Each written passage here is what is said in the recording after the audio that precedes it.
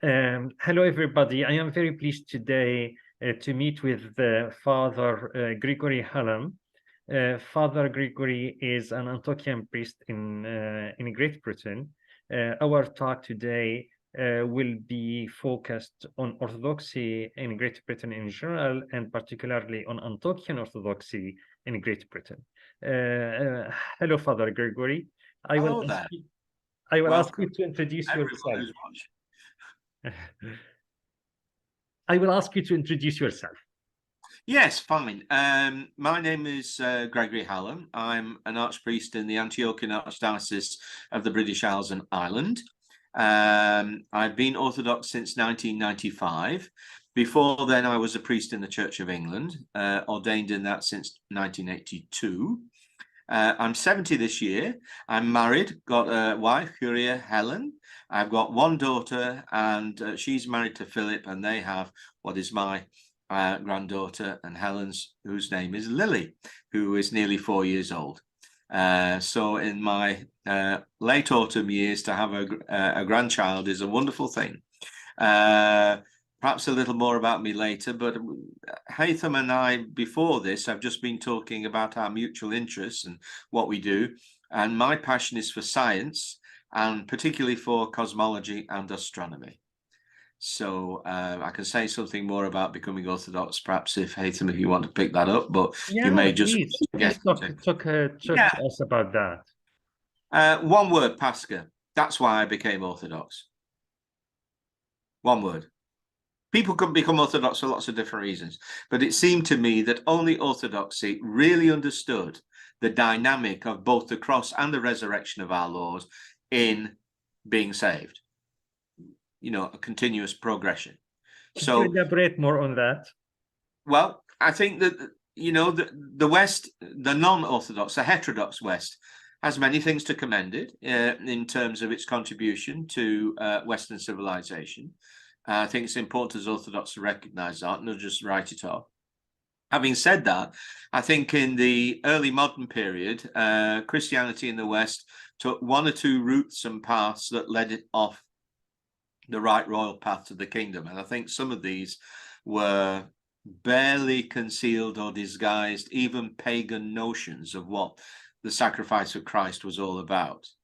So I think that Orthodox thinking biblically and according to the mind of the fathers have a very different take on such questions as, how has Christ saved us?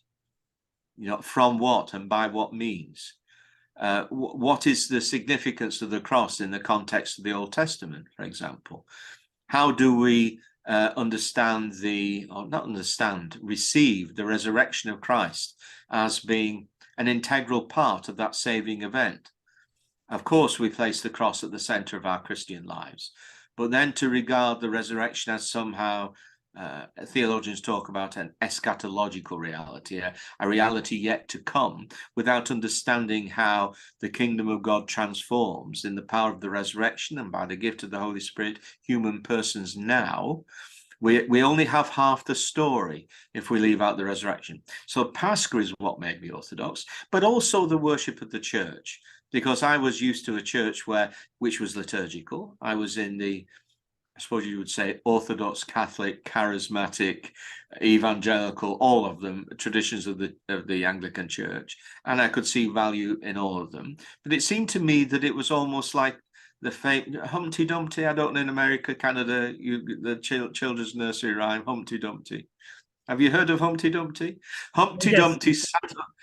Dumpty sat on a wall. Humpty Dumpty had a great fall. All the king's horses and all the king's men couldn't put Humpty back together again. And it seems to me that Western Christianity has fractured, and each piece is a part of the whole.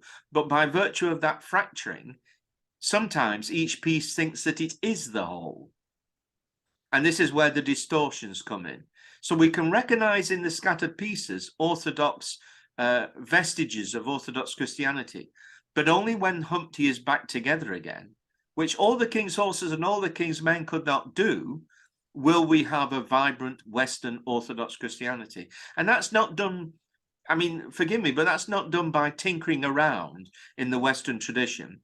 It's done by the Orthodox recognizing that there was a Western Orthodox tradition. That's a big step to make for many Orthodox people. There was an original Western Orthodox tradition.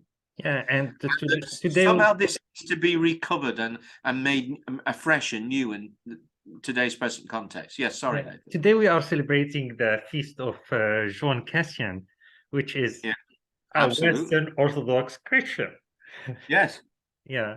And so important for the development of monasticism in the West. That is correct. That is correct. For this reason, certainly, maybe one day we will talk about the ancient history of Orthodox Christianity in the West. But today I would like to ask you about the modern history of Orthodoxy in the West. A quick tour. Now, what I ask my yours and mine listeners and viewers to understand is that I find dates difficult. So if I don't get the dates right, I apologize. Don't worry about that. We need I know certain things like 1066 in English history, but you know, practice little else. Really, the history of, I suppose, depends on how you define modern. I'm going to interpret modern as being everything from about the 17th century onwards. Okay. And this is a period of immigration into the UK. Sometimes Greeks under Ottoman rule, coming here by way of trade or settling here, maybe sometimes for purposes of furthering their education or academic purposes. The first Greek Orthodox communities, for example, in Cardiff and Manchester, were largely populated by Greek commercial people plying their trade backwards and forwards across the Eastern Mediterranean, and some of whom settled here.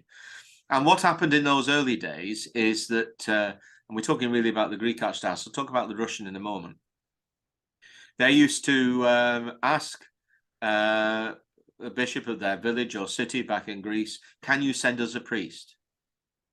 And so a priest would arrive, and of course he would be a Greek ministering amongst Greeks. But of course, in those days, everyone knew there was one Orthodox Church. And of course, at the beginning, in certain places, the Greeks didn't have their own church. Sometimes they were met with, frankly, hostility by Anglican bishops, one particular one in London, who said, oh, yes, you can borrow one of my churches, but you mustn't have any icons in it because those are idols. So the Greeks went off to the Russian embassy because there was an embassy chapel in the Russian embassy. And for a time, I think they were talking now about the 18th, 19th century, services were held in the Russian embassy chapel for the Greek community. Okay. Which is wonderful, isn't it? Particularly now, bearing in mind the quite deplorable hostility between certain patriarchates. I'm going to try and not mention names and not mention jurisdictions in this conversation, which is only proper. But we all know what I'm talking about. So yes, from those encouraging beginnings, there were new waves of immigration, weren't there? Particularly with the exchange of populations and the terrible problems in Asia Minor and Greece and Pontus and everything in the 20s and everything there.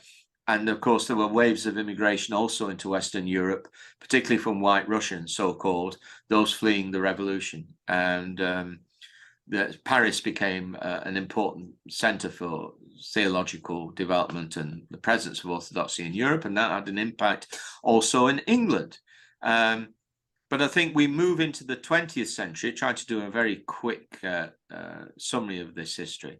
Move into the 20th century, there are new waves of immigration, but now folk from other places, Eastern Europe, for example, also laboring under Russian influence, if not direct Soviet rule.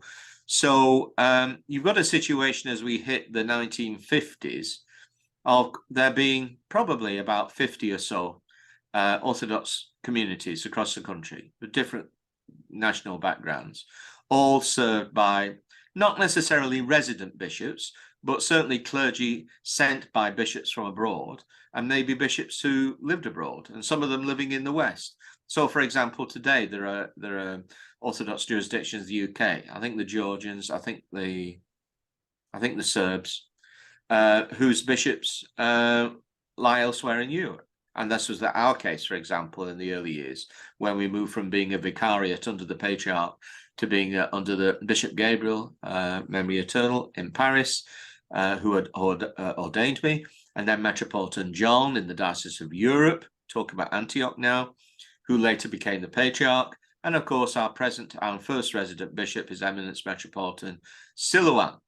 So the actual story of Orthodoxy in Britain is not too dissimilar, of course, from any country in the West, Australasia, North America, South America, where we might find South Africa, where we might find Orthodox communities.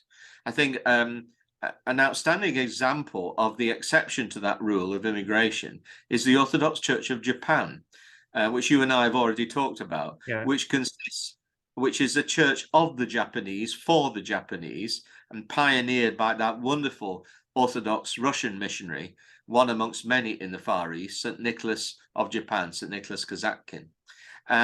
So there are some countries where Orthodoxy has truly indigenized, assimilating the culture and language and history of the people, and becoming a truly established church of that country. You won't find anything Russian in the Orthodox Church of Japan at all. Here is a man who, when he died, not only had a church funeral, but was so respected by the Japanese establishment and government and emperor that he had a state funeral as well as a church funeral.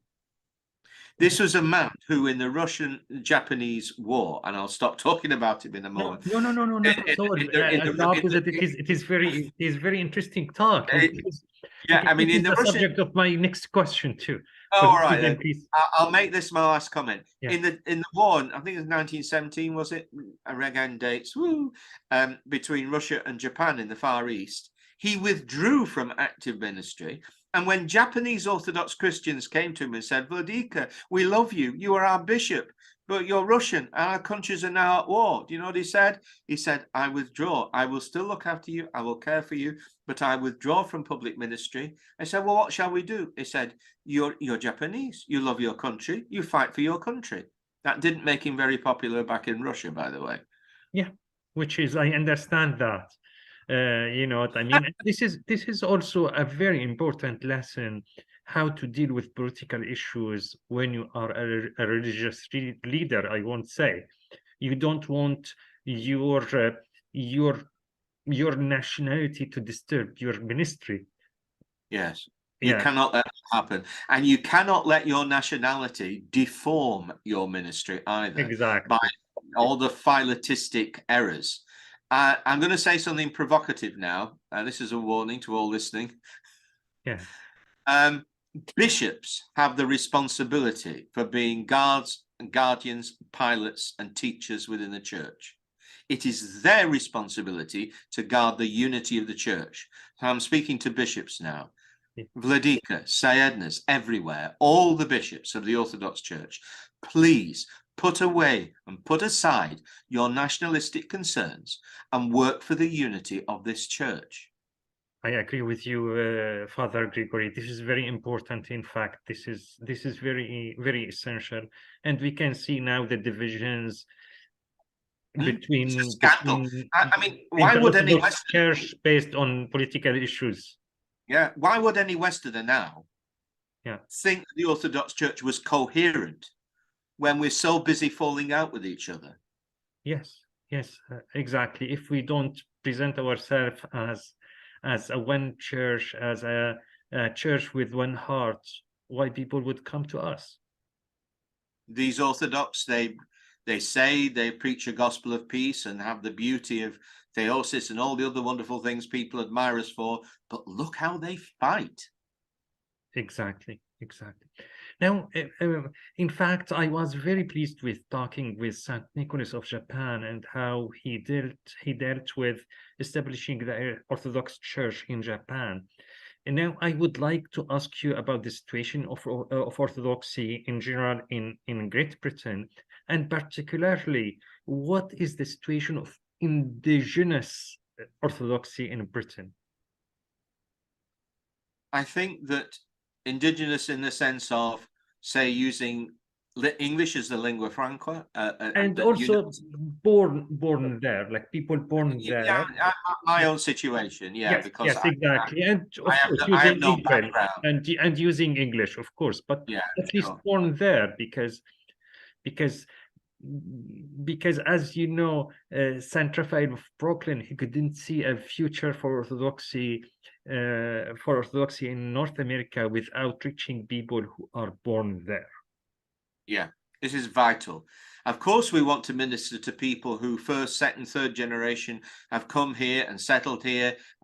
You know, and I think immigration is a beautiful thing. It's not something that should be resisted. Of course, we have to make sure that the society is equipped to care for people and to give them opportunity. But this is how America was built. It's been a great blessing to Britain. I'm quite upfront about this. I regard immigration as a blessing. But, you know, when you're trying to actually have a society formed by integrating all these national backgrounds and everything else, there has to be also a place for those who come to Orthodoxy, to Orthodox Christianity, okay, from here, being born here, so that they find that they are welcome, you know, so that people don't say, as sometimes they do, oh, I see, shouldn't, they don't say it quite as badly as this, but it's almost like, shouldn't you be in the Church of England? I mean, this is a Greek church. Are you okay with that? You know, or this is a Russian church, or this is a Romanian church, you know. People, you know, being raised here, or even if that's not happening, you know, that kind of unkind words, people don't mean them to be unkind. They're just genuinely perplexed. Why are you here? And I have heard that related to me as being said in my own city in one particular church, not to be named. So people have to feel welcome. When they walk through the doors of the temple, they have to see a warmth, a greeting, and say, you know, do you understand the Orthodox service? And they say, no, no. I say, well, we do have it in Greek, Russian, Romanian, whatever. But on the first Saturday of every month, we have a liturgy in English. You're very welcome to come here, and we will help you to understand what's going on. Perhaps you'd like to come to this liturgy on the first Saturday when we have English. And it is true that a number of churches that hitherto have been almost monoethnically, as I call it, exclusively Greek in language practice or custom, or exclusively Russian or Romanian or whatever, are just starting to have liturgies in English at least once a month. And that's a way really of trying to, without dividing congregations ethnically, which is the danger of this approach, but at least it's an attempt to present Orthodox Christianity in a way that can be understood by people whose only language is English and who haven't a clue. They've been attracted to Orthodoxy for different reasons, because of what they've read, or their marriage, their partner is Orthodox and they want to know more about it. This is often a very important route into Orthodoxy. Or their experience of Christianity in the West has not been encouraging for them, and they want to see, does the Christian East, as they think it's the Christian East, it's not really, as we all know, it's everywhere, but does the Christian East have anything to offer? Well, the congregation itself needs to be geared towards welcoming these newcomers and answering their questions, then pointing them in the right direction. It's beginning to happen. It really is, and I thank God for it. In all the jurisdictions, it is beginning to happen. But I'm an impatient man, and it's not happening quick enough. And it's not happening consistently enough. And it's not happening with enough strong leadership for it to be more prevalent. Yeah, this is what we should one day talk exactly about that, like more in details, like how we can achieve that desire that you have toward the churches being receptive to native people in the. You know what St. Arsenios of Paros said, don't you? Sorry? The great Greek saint St. Arsenios of Paros, Yeah, and I have been to twice. yeah. Do you know what he said? No. He said, Britain will not become Orthodox again until the British venerate their own saints. That is true. That is true. That is true, and we have that in America. In fact, we have now a number of them. All the saints of America. And Yeah, some of them are very native. They are not just, you know what I exactly. mean? Yeah. Exactly. Yeah. Yeah, That's the Catholicity of the church, isn't it? You know, exactly. there's a wonderful story in John's Gospel where the risen Christ appears to the disciples. They haul the net ashore. They're excited to see the Lord, and the net is not torn. That's the detail in there is the net. Think fishers and men, right? The net is not torn. The net being the church, right? Yeah. One thing I'd love to tell people is John tells us that there were 153 fish. Right? Yeah. Now, are we really, because we're not literalists like biblical fundamentalists, are we really to think that at that point the disciples sat down on the beach and methodically counted them one for one after the other, rather than engaging with Jesus? Yeah. No, No. that's ridiculous. Yeah. That's ridiculous. Yeah. It makes more sense when you realize that there was a Greek zoologist writing at the time who catalogued all the known species of fish in that part of the Mediterranean that were known to him. Guess And how they many were, there were? they were 103 when There were 153. The same number we find, 153. Okay. Yeah. same number we find in John's Gospel. Oh yes. John was an 153. educated man. St. John was an educated man. Yeah. Right? Yeah. So the net is not torn.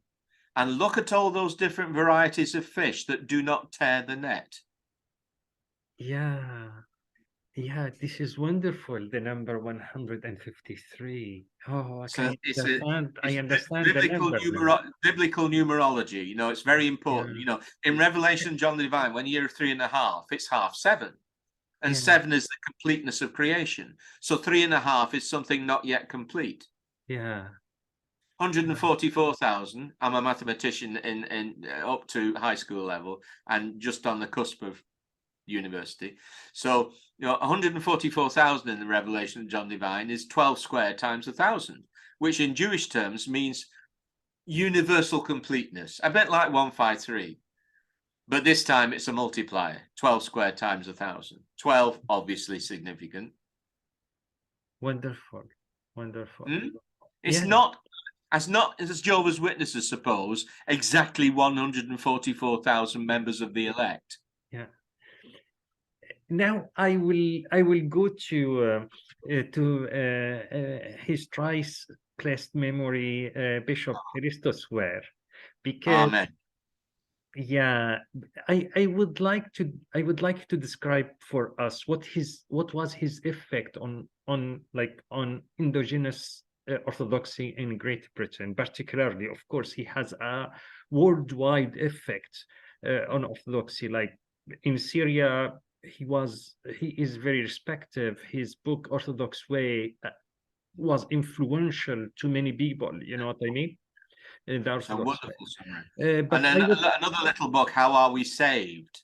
Which is just really one, like the 100 chapters in Ascetic Fathers. It's just one line guides to salvation in the Orthodox Church. Very effective. Yeah, for this reason, I would like you to describe for us the impact of Bishop Charistos Ware on the spreading of Orthodoxy in England. Certainly.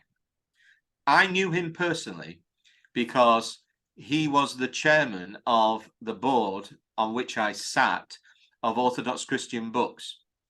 I was the company secretary, he was the chairman, and Nicholas Chapman, who's a friend of mine, a lot of people have heard of in America, his various travels for service of the truth, of the Orthodox Christian truth. And we all sat on this committee, and we saw at first hand the kind of man that Metropolitan Callistos was. And he brought joy to everyone whom he met. He was such a lovable person, very erudite, very knowledgeable, a patristic scholar, involved in ecumenical relations, of course, with the Roman Catholic Church, various inter-church dialogues that he participated in. An Englishman And I think that has to be stressed because he had a very old world English cultural heritage.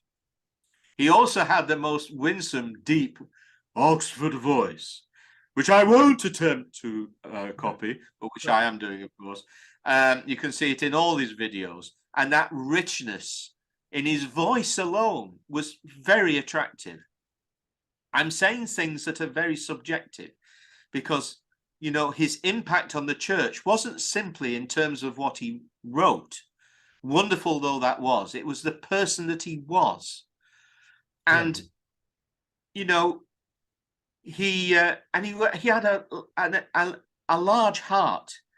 You know, he recognized in Lewis, for example, C.S. Lewis, a man after his own heart, you know, who has written so capably in the Christian West about things that many Orthodox would share, perhaps not everything, but perhaps a man before his time, Lewis.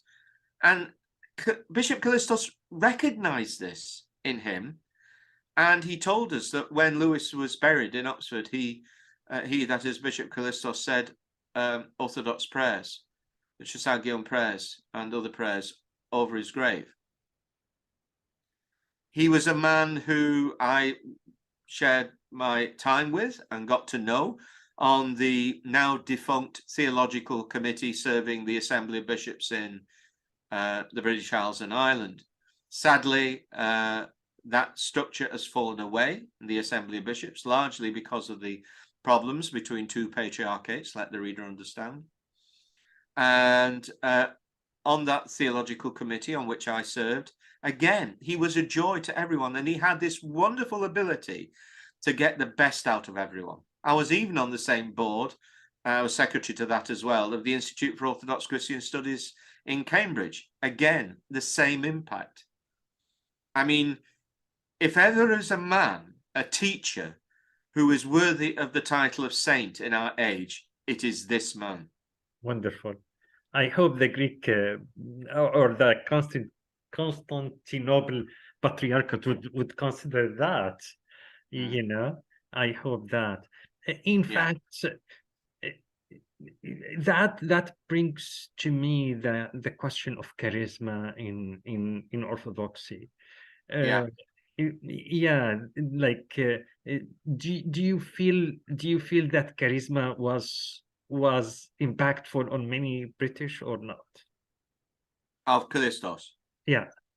Yeah. Oh, yeah. Absolutely. Yeah. Absolutely.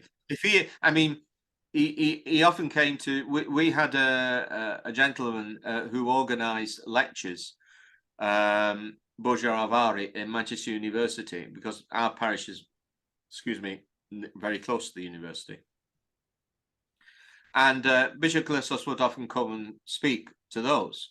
And in that kind of environment, his charisma, his sanctified persona, for want of a better phrase, was just radiant. And you know, he had wonderful communication skills, wonderful gifts of communication. And when he was talking, you were always aware that he was talking to you, not just to everyone, talking to you. And he peppered, as many will see in his videos, which are still online, he peppered a lot of his talks with such wonderful, gentle humor. And indeed, in one of the meetings of Orthodox Christian Books, I remember, in Oxford, in his flat, he said, welcome, everybody. I want to show you something very precious to me, something that has given me enormous delight over many weeks. It's newly bought by me. I just want to show it you. So I think, oh, what is this sort of thing? So he takes this clockwork mouse and he winds it up, and he sets it on this piano. He had a grand piano, shot, of course. And this little clockwork mouse went round and round and round. You know, I think it squeaked or did something. You know, he said, "There, isn't it wonderful?" And now to business. Yeah,